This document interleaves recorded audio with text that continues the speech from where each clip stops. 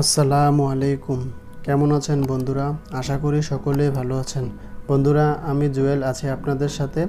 আজকে আমি আপনাদেরকে দেখিয়ে দিব কিভাবে এমআই 4C রাউটার আপনি আপনার নিজে রাউটারটিকে কনফিগার করে নেবেন। প্রথমে আমি আমার মোবাইল ফোনটি ওয়াইফাইয়ের সাথে কানেক্ট করে নেব। দেখুন, আমি আমার ফোনটিকে ওয়াইফাইয়ের সাথে কানেক্ট করে নিলাম। তারপর আমার সামনে এরকম একটি ইন্টারফেস শো করছে, সেখানে আমি টিক চিহ্নতে ক্লিক করে দিলাম। টিক চিহ্নতে ক্লিক করার পর আমি আমার ফোনের গুগল ক্রোম ব্রাউজারে ডিরেক্টলি চলে এসেছি।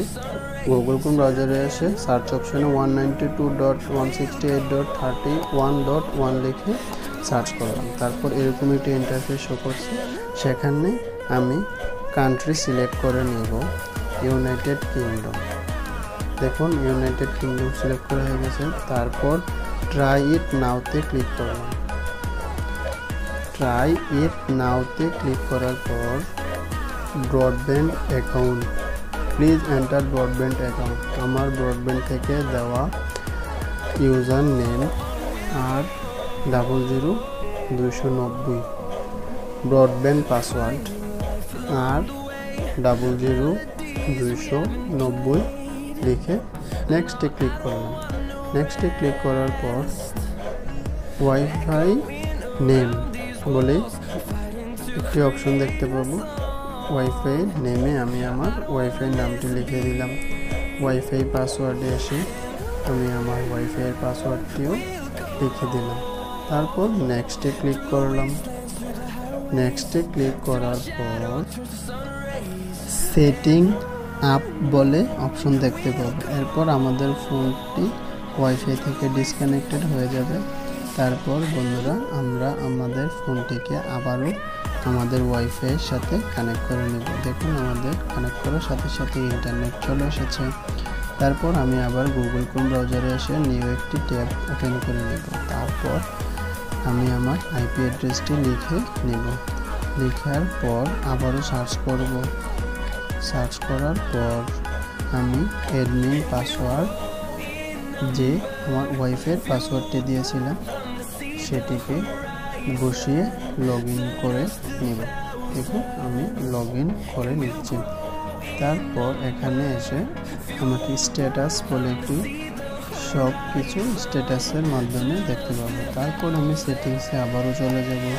সেটিংসে এসে সব কিছু চেক করে নিতে পারবো। আমি ওয়াইফাই নেম, পাসওয়ার্ড কী দিয়েছি সব দেখতে পাবো। তারপর সিকিউরিটিতে চলে যাব। সিকিউরিটিতে আসার পর একটু নিচে দেখতে পাবো চেঞ্জ অ্যাডমিনিস্ট্রেটর পাসওয়ার্ড। অরিজিনাল পাসওয়ার্ডে আমি যে পাসওয়ার্ডটি আমি আমার রাউটারের পাসওয়ার্ড হিসেবে দিয়েছিলাম, সেই পাসওয়ার্ডটি বসিয়ে দেব। তারপর নিউ পাসওয়ার্ড আমি 1 থেকে 8 বসিয়ে দিচ্ছি। 1 থেকে 8 বসিয়ে দেওয়ার পর কনফার্ম পাসওয়ার্ডেও আমি সেম 1 থেকে 8 বসিয়ে দিলাম। তারপর সেভে ক্লিক করব। দেখুন, সেভে ক্লিক করার পর সেট সাকসেসফুল লেখা আসছে। তারপর আমি আবারও একটি সব কিছু চেক করে নিয়ে আবারও একটি নিউ ট্যাব ওপেন করব। ওপেন করার পর আমি আবারও আইপি অ্যাড্রেস দিয়ে আমি আমার রাউটারে লগ ইন করব। দেখুন, আইপি অ্যাড্রেসটি লেখা হয়ে গেছে। আবারও লগ ইন করব। যে পাসওয়ার্ডটি আমি 1 থেকে 8 পর্যন্ত দিয়েছিলাম, সেই পাসওয়ার্ডটি দিয়ে লগ ইন করে নিলাম। লগ ইন করার পর স্ট্যাটাসে এসে পুনরায় সব কিছু চেক করে নিব। এভাবে আপনি আপনার এমআই 4C রাউটারটিকে নিজে কনফিগার করতে পারবেন। এখন আমি আমার ইন্টারনেট স্পিডটি চেক করে নিব fast.com-এ যে। দেখুন, আমি আমার ইন্টারনেট স্পিডটি চেক করে নিচ্ছি বন্ধুরা। দেখুন, আমার স্পিডটি চেক করা হয়ে গেছে।